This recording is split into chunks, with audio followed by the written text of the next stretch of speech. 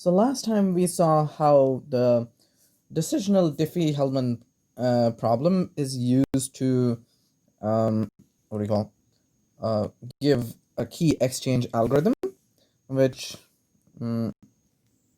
is of this type.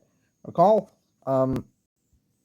so the group G, Q, G are out there; they're known, right? User 1 sends H1 to user 2. User 2 sends H2 to user 1. Key 1 is equal to H2 to the power X. Key 2 is equal to H1 to the power Y. You better hope these two keys are the same, right?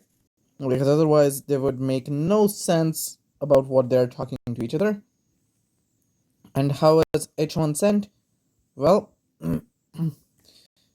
user 1 chooses a uniform X, computes G to the power X, which is easy, and sends H1. Computing G to the power X is easy. Computing X from H1 is really hard, right? Hopefully, based on our group. That is the Diffie-Hellman problem. And user 2 computes Y, and H2 is just G to the Y. Neither of them know what what X is. H1 does not know what Y is. H2 does not know what X is. So they don't know each other's key, but they don't. They know a key that will work. Okay. So this was the algorithm, and we argued that it has to be secure under, like, it satisfies our definitions of security as long as the problem is secure. Like, Diffie-Hellman problem is secure, is hard with respect to the group G. Okay. Now, some small things that have to be mentioned, they're not completely done, is we wanted our key to look uniform, right? We key exchange protocol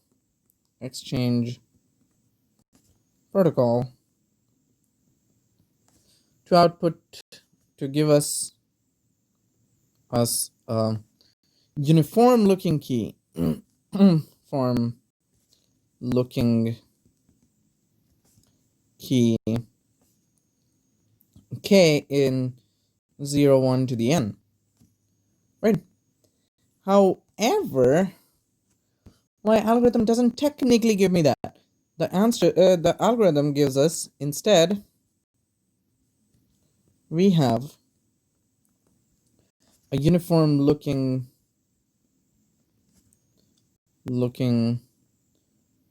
group element k,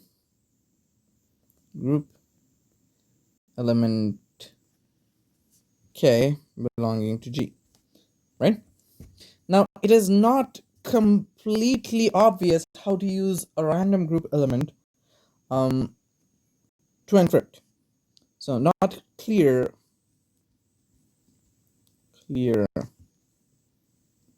how to use this as a key, right? And the idea is solution, key derivation.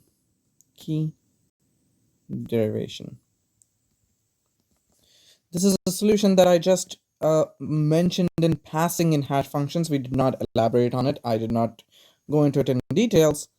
The idea is going to be this. Set k prime is equal to hash of k for a suitable hash function. A suitable hash function. So I'm not going to go into details about what the suitable hash function is, but if you choose your hash function carefully, you can use hash of k as k prime and use k prime as the key. Okay. So that works. However, for modern key exchange protocols,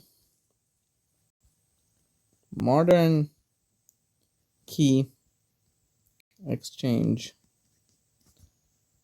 protocols, I said that, oh, we need to only look at passive eavesdropper because there's no encryption. So there's no chosen ciphertext attack, no chosen plain text attack, and everything. However, that does not mean that just security against passive eavesdroppers is sufficient.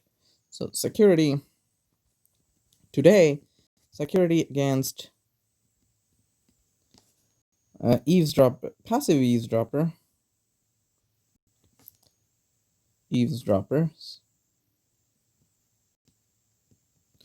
is insufficient.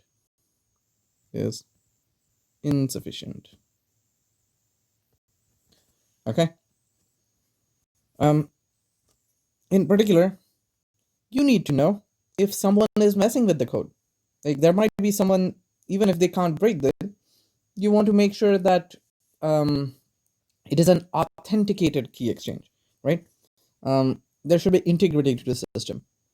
Want authenticated key exchange.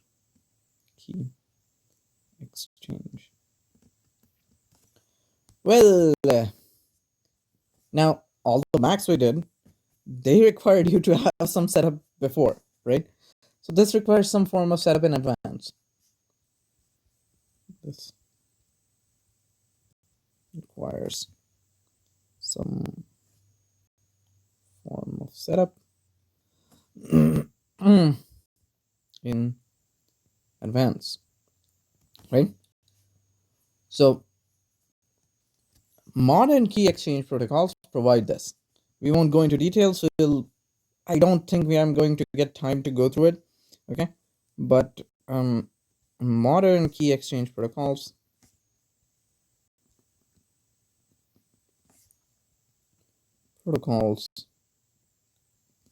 provide this.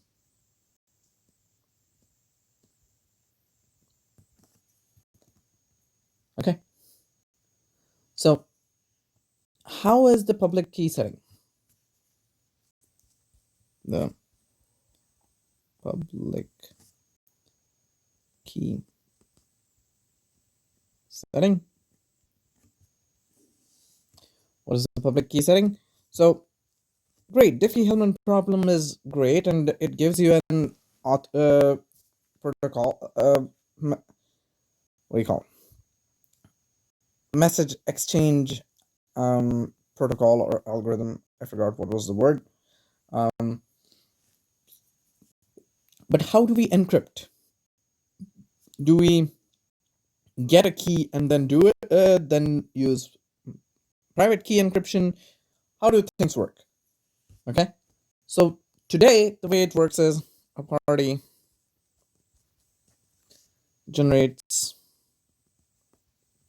not one but a pair of keys.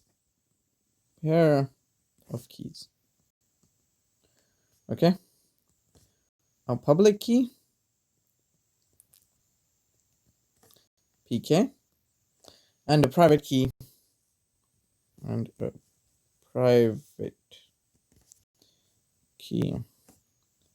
SK. Okay, the public key is available to the public. It's out there. So public key is widely disseminated. Okay, it's distributed widely, so that everyone has access to it. Anyone who wants to contact you securely should be able to do so, right? On the other hand, private key is kept secret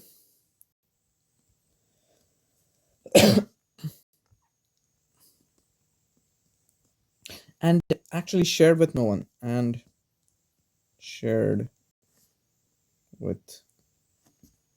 no one.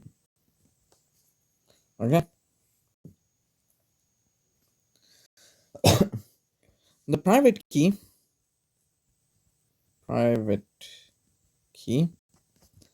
is used by the party who generated it, by the party who generated it, and the public key is used by everyone else.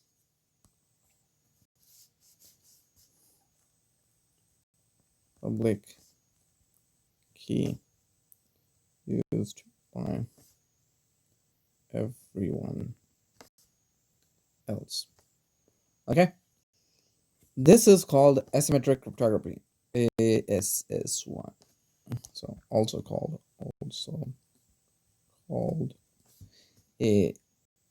ASYMME cryptography. GRAPH1. Okay. So you are not using the same key, right? So everything before we were using the same key to encrypt and decrypt. It was symmetric key cryptography. Here, everyone knows the public key, and they can use it to encrypt. But only the private party knows the private key, secret key, private key, and they use that key. So they're not using the same key. Okay. Now, security must be valid, must hold, even if the attacker knows PK, even if attacker knows PK. Because why shouldn't the attacker know PK? The attacker will probably also have access to public knowledge, and the key is held in public this thing. So there are two sorts of scenarios where this is done. Okay. So suppose this is a server which holds all the public keys. Server. Okay. And there are two users, U1, U2.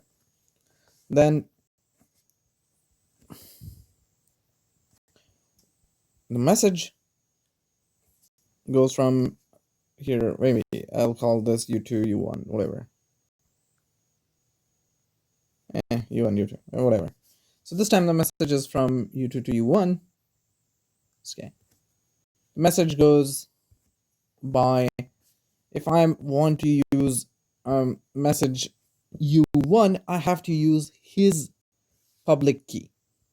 Okay. His or her public key is what I use.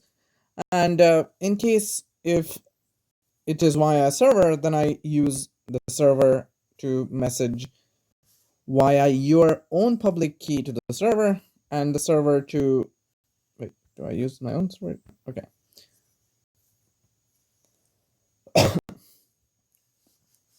Okay. And the other is if you're using a direct message, U1, then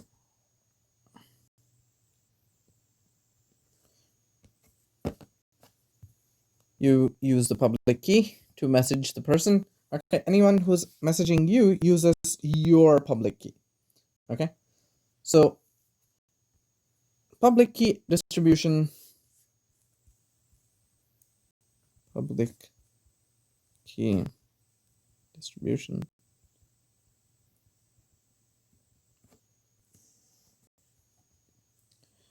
So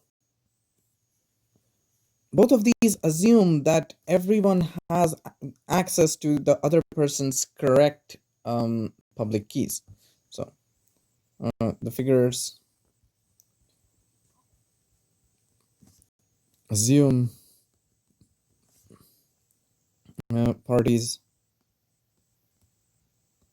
have access to are able to obtain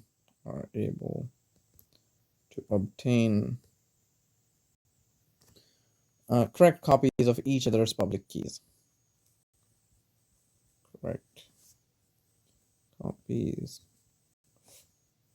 each other's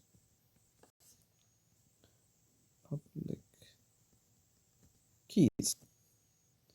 Okay. So that means the attacker has to be passive during the key distribution. He can't. They can't attack during the key distribution and mess things up. Okay. The attacker is passive during key distribution,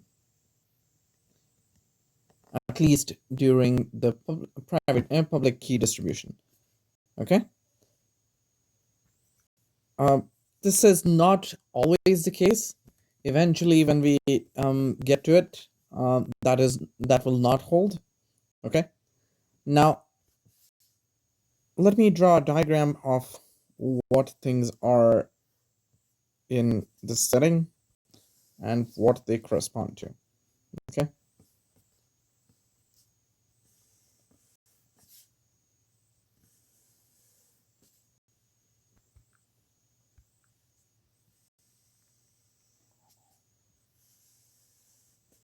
Okay. In private key setting, okay, and public key setting,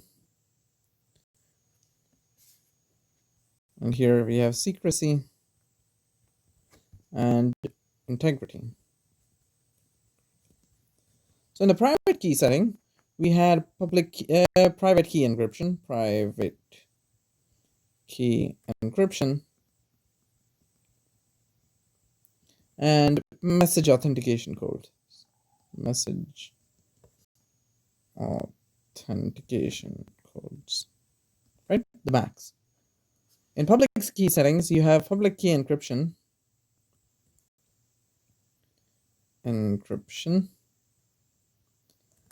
And what is the equivalent of integrity is called digital signature schemes. Digital signature schemes. Okay. So that sounds great, and we will look at these next week in as much as we can. Next week the lecture I will not give a full lecture on Tuesday. I will try to cover as much as possible by then, but I'll try to find a good stopping point. So you'll have half of Tuesday, and well, Tuesday's lecture is short, so you'll have more or less the entire Wednesday to review, and there'll be only more or less one problem on the new material this week.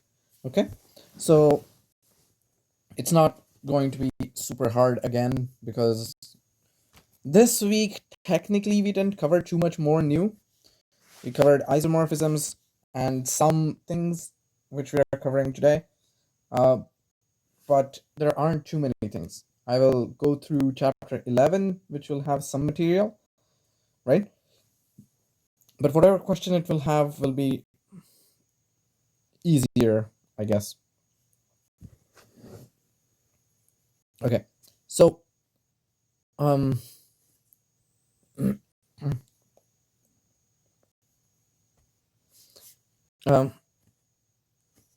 why did we go to public key? Because private key had a lot of drawbacks, right? So addressing the drawbacks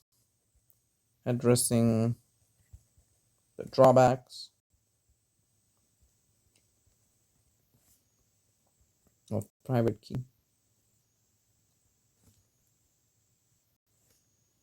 key cryptography. In the last lecture, or the one before that, we listed down some of the things that private key encryption struggled with, and that we did not have solutions to, right? How does public key deal with them? Distribution. God.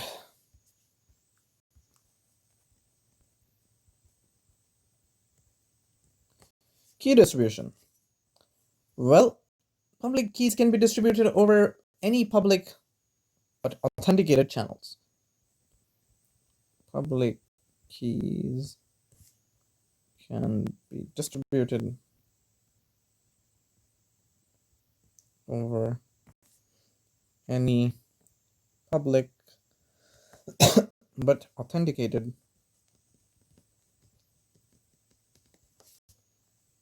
channels. Right?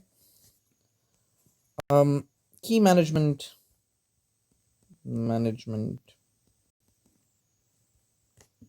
in large systems with end users.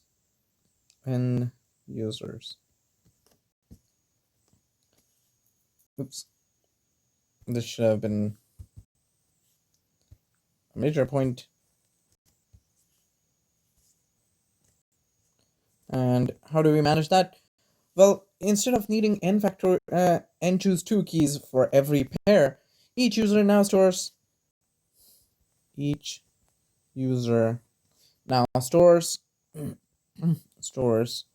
one private key and n minus 1 public keys. So technically each user is storing only n keys again, public keys. Only n keys overall. However, what makes this better is public keys can be stored. Public keys can be stored in a central directory. DIRECT. And the amount of storage required is only n storage required.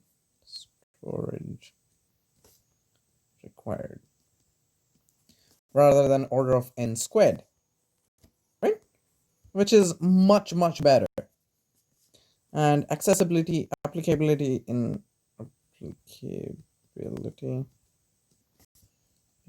open systems, as in suppose a friend or someone who has no relationship with you before wants to message you. Well, even parties who have no prior relationship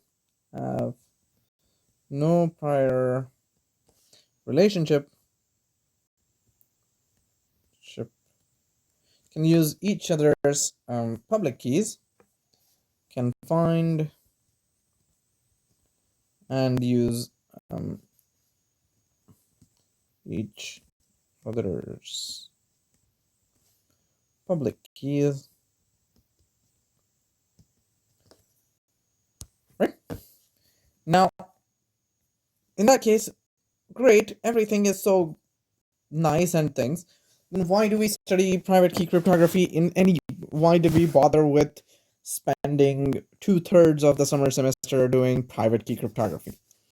Why bother with private key cryptography?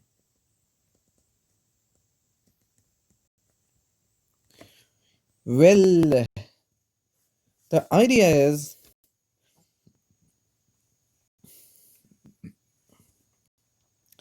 private key encryption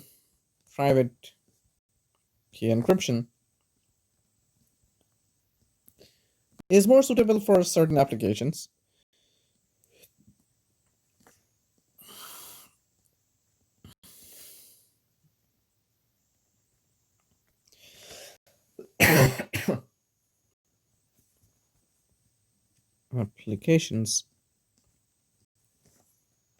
Okay, For example, disk encryption. Disk encryption. If only you are going to access it, there is no need to encrypt it with public key cryptography. Just do private, right? Also, there is no concept of perfect secrecy for public key. It's only what is it called? Computational secrecy. However, the big factor that which is responsible for private key is that public key cryptography is roughly 2 to 3 orders of magnitude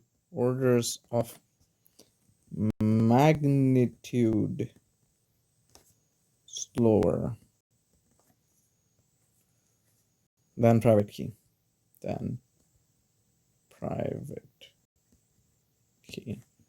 Cryptography.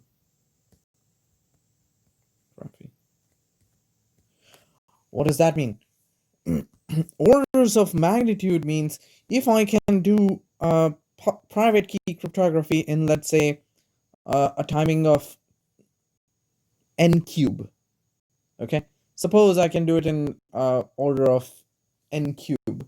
Well, then my public key is taking about time n to the 5.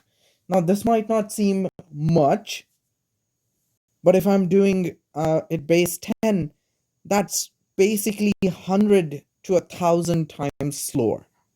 Okay, it is literally the difference between getting a message in 1 hour or a minute and between an hour or 10 hours, right? Or in fact, even a day. If you go 1,000 times, it's about a day. Okay, so that is how slow it is. So if you can use private key cryptography, if private key crypto is an option,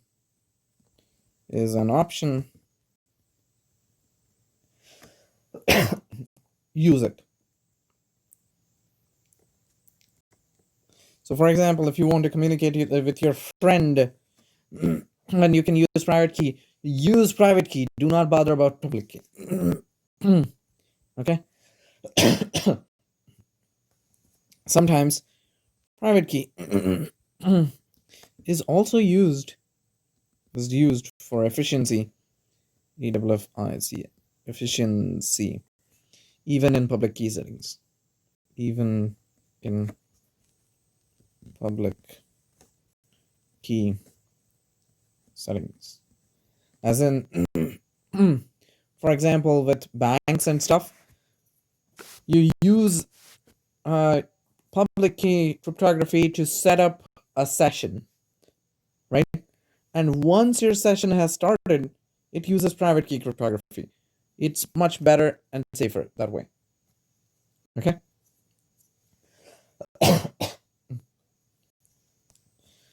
What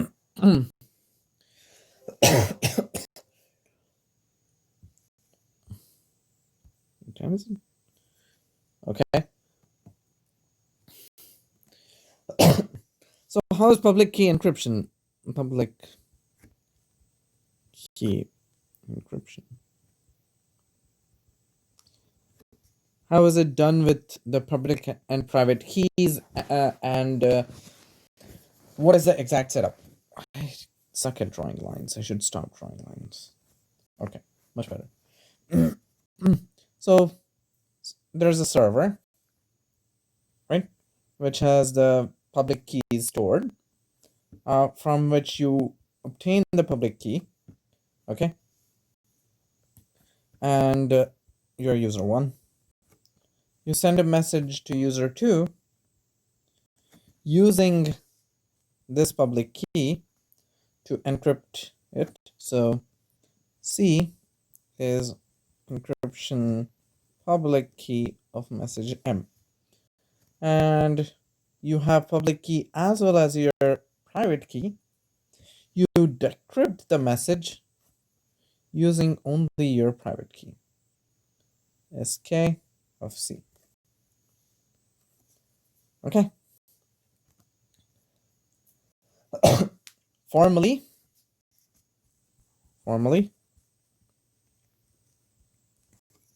a public key encryption scheme,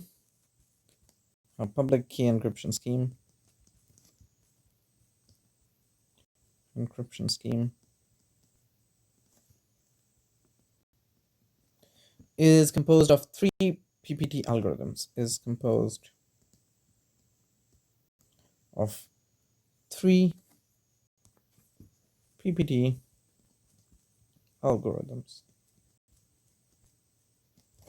What are the algorithms?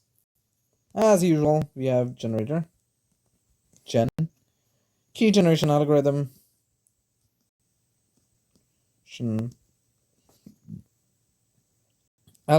which on an input of 1 to the k, 1 to the k, 1 to the n, outputs the two keys pk, sk. What does encryption do? Encryption algorithm that on input pk and a message m, encryption algorithm that on input pk and a message m outputs a ciphertext C.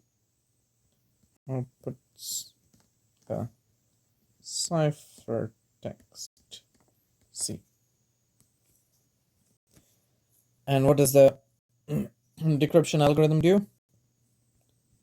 Decryption algorithm DEC. Algorithm that on input SK and a ciphertext C.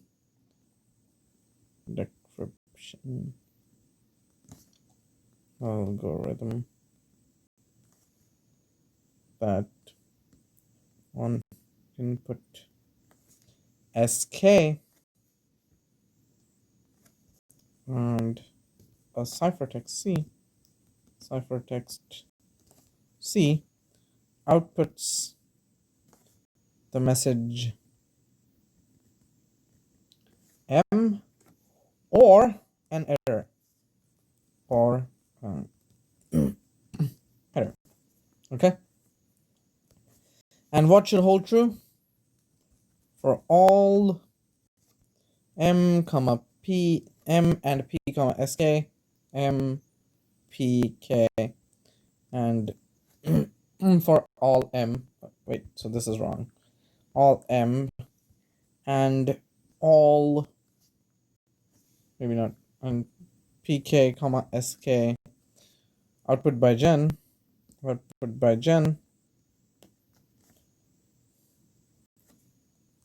we should have the decryption SK of encryption PK of M should be equal to M. Okay. What is the expected standard of security? It should be a CPA secure. CPA security. Fix a public key encryption scheme Pi. Public encryption scheme Pi and an adversary A and an adversary A. Okay. Define experiment.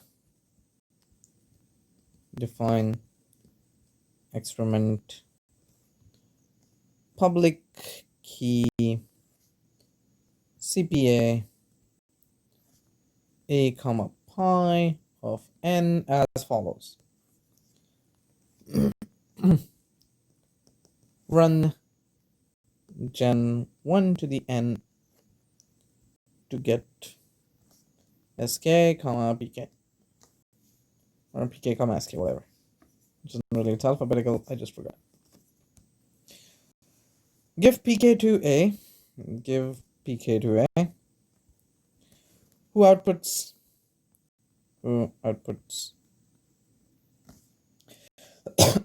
m0, m1 of same length. Okay. Now choose uniform B. Choose uniform B belonging to 0, 1 and compute ciphertext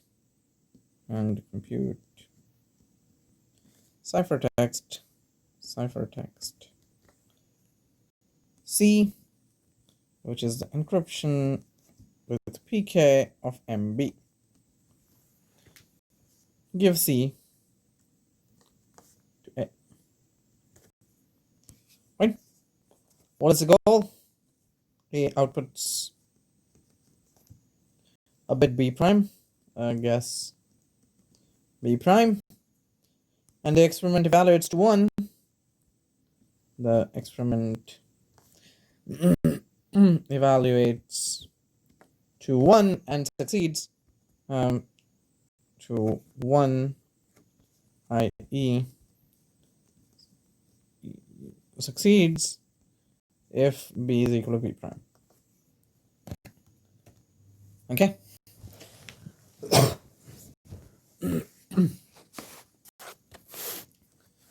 And when do we call, what is our standard of security? Public key encryption scheme pi. Public key encryption scheme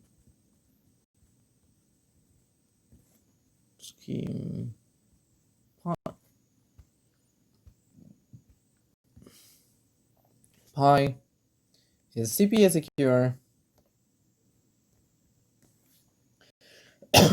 if for all PPT attackers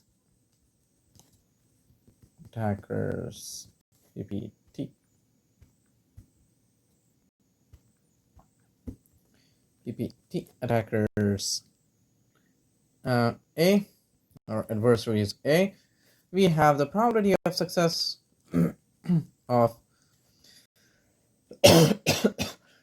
public key CPA pi comma A of n is equal to 1 should be negligibly greater than 1/2.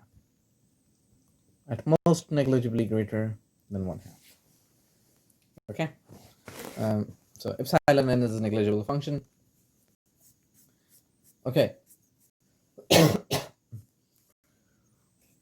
Now, there are some things that are different than private key encryption. Okay. Note, no encryption oracle.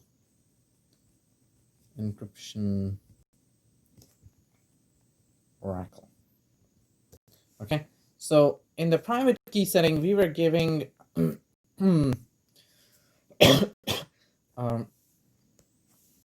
our, what do you call them? Attacker A, access to encryption oracle and let him test out certain messages, right? As it turns out, it becomes redundant in public key settings. Encryption oracle, redundant,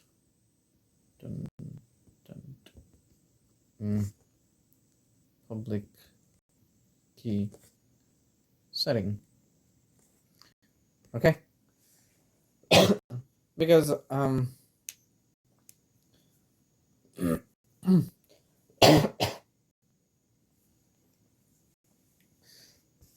what that means is there is no perfectly secret public key encryption. No perfectly secret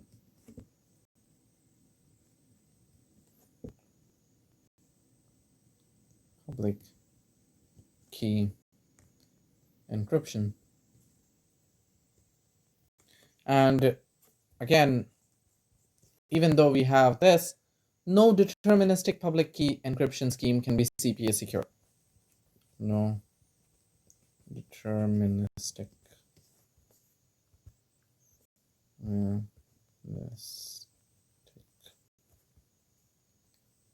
public key encryption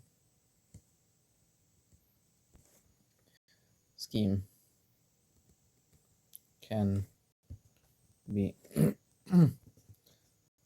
CPA secure. Right?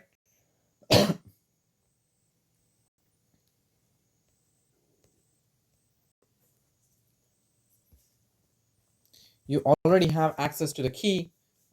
What is important is the encryption, right? This key is available. The encryption scheme should be the secret, more or less. Okay.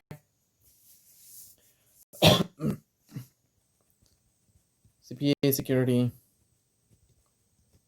implies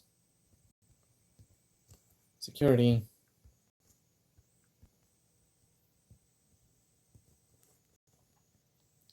for encrypting multiple messages, as in the private key setting, as in the private key setting. Okay. What is the chosen ciphertext attack? Chosen ciphertext. What is the setting for this? So chosen ciphertext attacks are actually a bigger concern in public key. Chosen ciphertext attacks are arguably a bigger concern.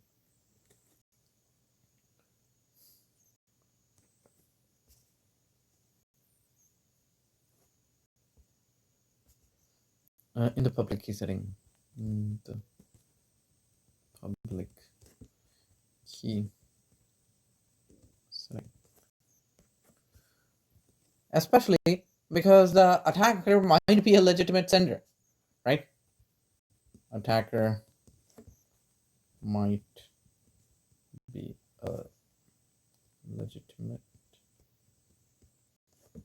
sender. If the attacker has sent a message before and he knows what that encrypts to, they might try to send the same message again, and for example, bank transactions, right? If the person knows that, oh, this message encrypts to transfer these many dollars, they might try to send the same message again, right? And it is easier for an attacker to obtain full decryptions of ciphertext of its choice. Easier for attacker to obtain full decryptions of chosen ciphertext. Ciphertexts of its choice. Okay. A related concern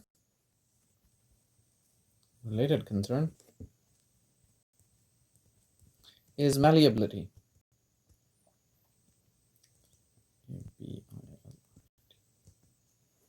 Which is so now, by the way, this is in chapter 11. We are already in chapter 11 rather than just 10. Okay. Given a ciphertext,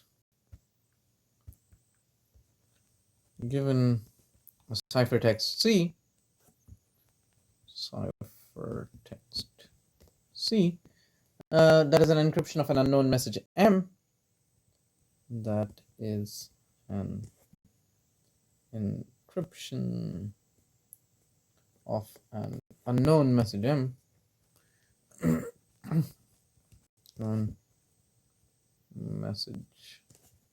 M, might be possible to produce ciphertext C prime.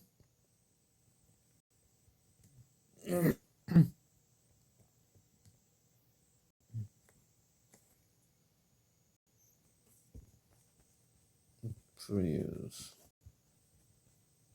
ciphertext C prime that decrypts to a related message M prime. That to a related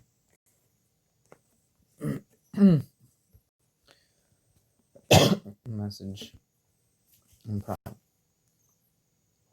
Okay. This is also this is also undesirable. Is also undesirable or variable in the public key setting. And the public key setting, right? So we saw that CCA security is the security that stops both of these, right? And we can define CCA security analogously to CPA security, and that's in the book. I'm not going to go into much details, especially because we don't have too much time. Can define CCA security for public key encryption by analogy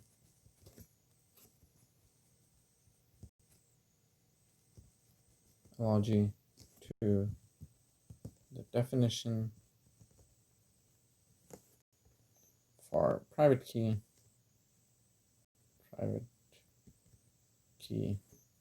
encryption.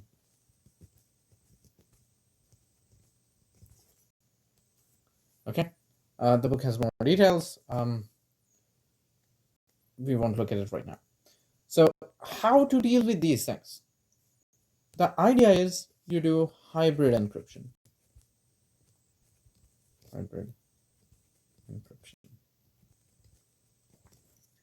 Okay.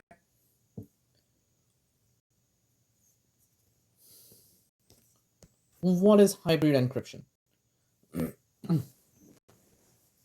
So hybrid encryption is you use public key to encrypt using private key and then send it.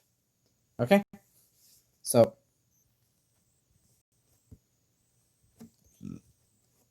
you have a message M. Well, it gets encrypted by ENC prime. Okay. To output a ciphertext.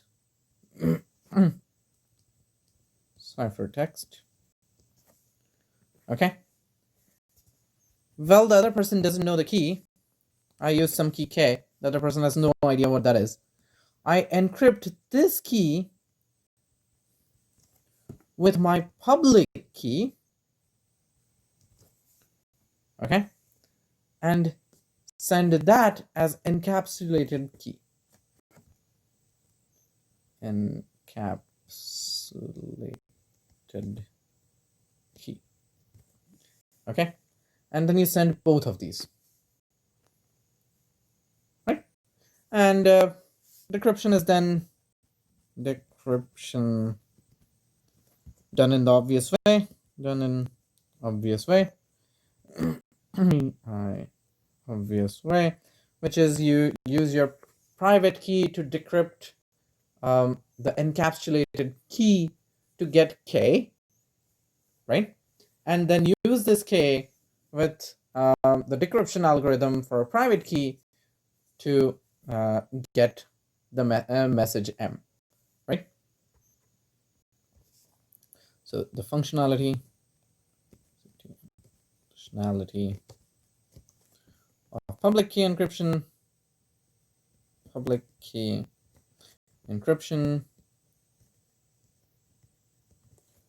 at the asymptotic efficiency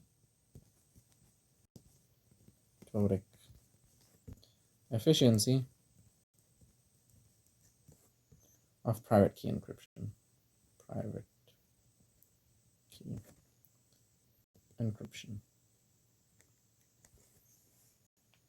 Okay, so win-win. You're doing both of these things, rather than just saying that, oh, I am setting up a scheme. This allows you to more or less get away with using the power of private key encryption, which is orders of magnitude faster, to get the message once the public key is only needed to decrypt the key, right? Which is slower, yes. Decrypting the key is going to be slow, but once that is done, the message decryptions are going to be really fast. So, security for hybrid encryption.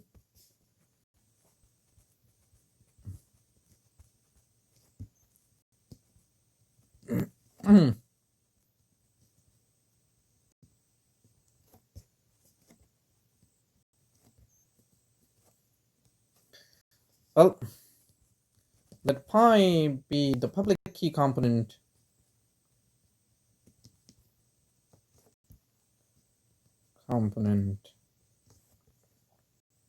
and pi prime the private key component,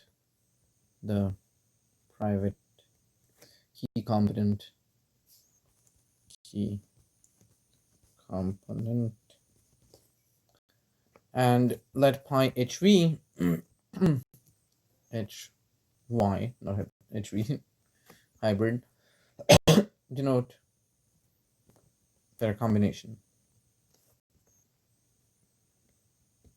In that case, if pi is CPA secure, is a CPA secure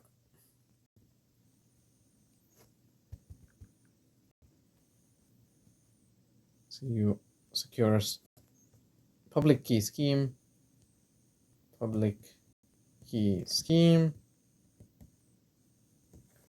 So basically the idea is if both of them are CPA secure, then so is the hybrid.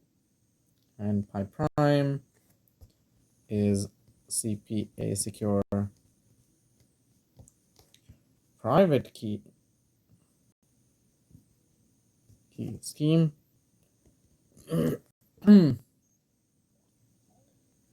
Then pi hy is a CPA secure hybrid public key scheme.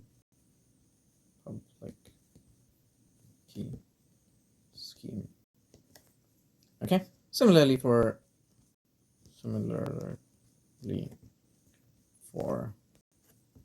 CCA security. Okay.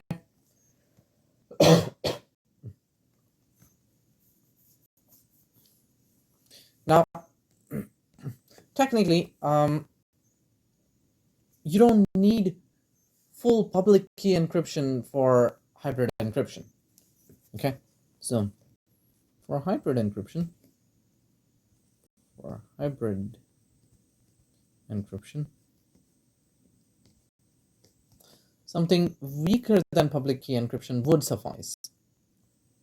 Something weaker than public key encryption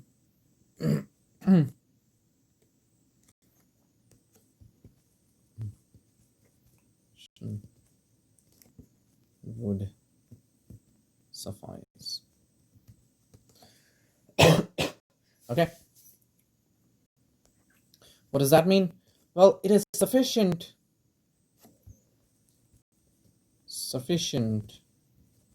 to have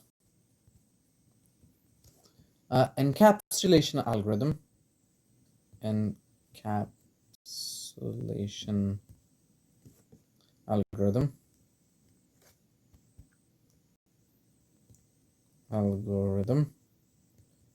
which that takes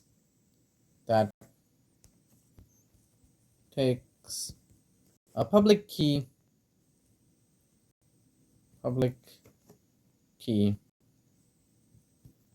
and outputs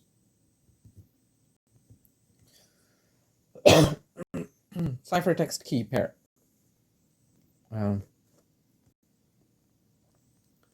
Ciphertext key pair C, K. Okay, where correctness K is recoverable from C given as K, and security K is indistinguishable from universe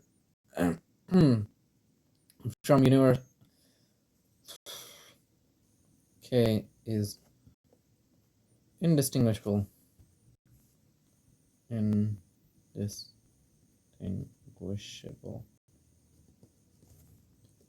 from uniform element given PK and C. Right? Such a thing would suffice.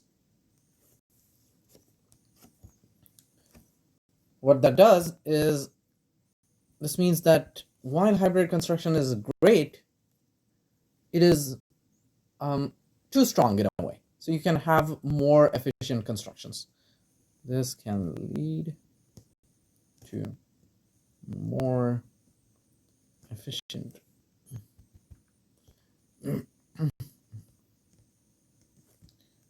constructions. Okay, so I will stop here. Next week we'll talk about these more efficient constructions, the how to do a public key exchange protocol and all these things, El-Gamal and all these things. Okay, and we'll see examples of all these encryptions.